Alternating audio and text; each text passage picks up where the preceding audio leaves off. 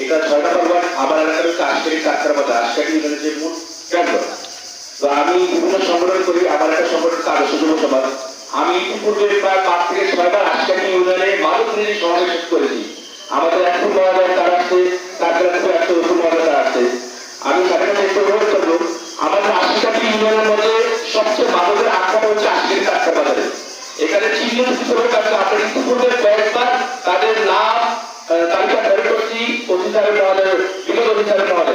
কিন্তু তাদের ব্যাপারে তারা দেখাবে তাদেরকে টিভি পরিচয় ধরে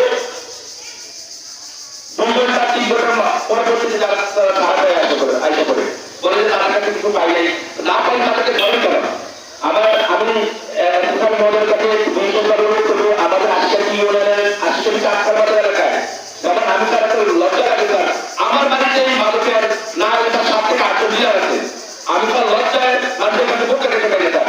এই বিষয়ে স্যার অধিকার মহলের প্রতি দৃষ্টি আকর্ষণ করছি। আমরা চাই